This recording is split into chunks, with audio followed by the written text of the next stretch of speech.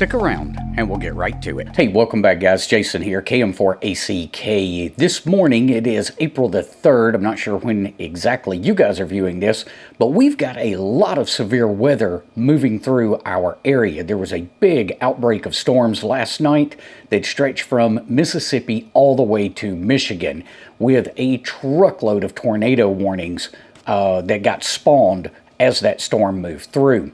We've had some more this morning, but we've got a lull in the action right now, and I thought I might give you guys a behind-the-scenes look at the way I kind of set things up when the weather is this active in my area. So we'll start by taking a look at my primary screen here. On the top left over here, you will see lightning data, and then I've got a couple of traffic cams pulled up on the right hand side, and then down in the bottom left I am monitoring for power outages. You can probably see that Michigan has, I believe it's well over 100,000 people right now out of power. So that's kind of a good indicator as to how strong the storms are in various areas. Now, just to my right over here on the second screen for this particular laptop, and guys, I'm running 3 laptops this morning watching everything. But on this one, we just get a wide area view of the radar and what's going on. So you can kind of get a, you can see roughly where we are by that little blue bubble indicator right there. And this is just WeatherBug's radar. So I like their radar pretty well. I've got an auto refresh extension running in my browser, so this will just auto refresh for me.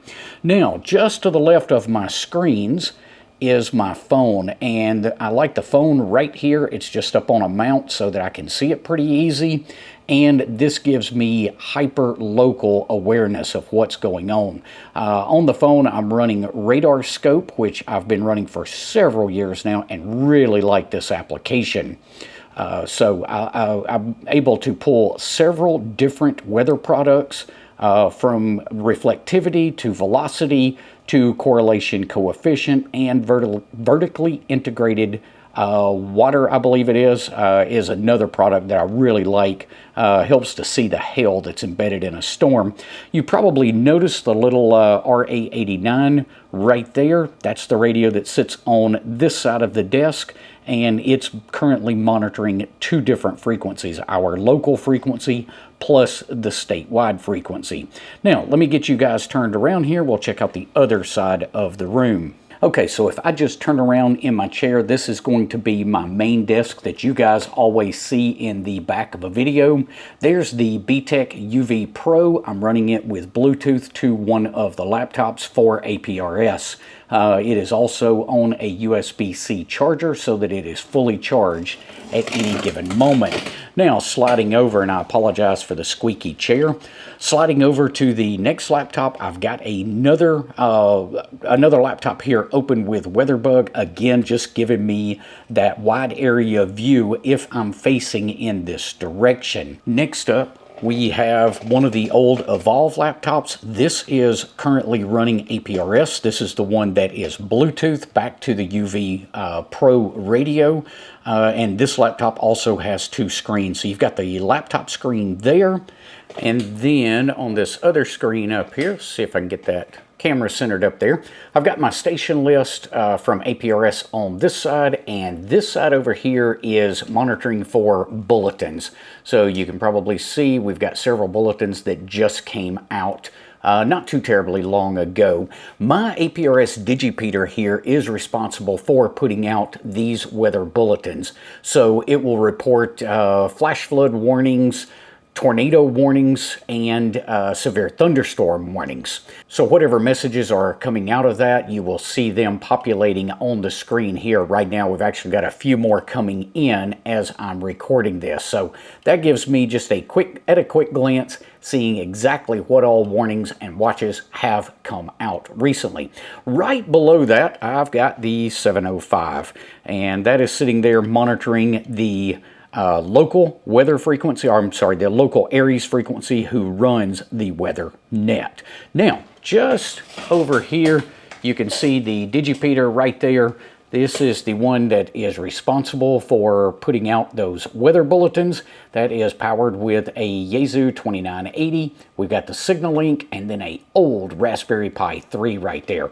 And then right beside that, you'll see a couple of spare laptops.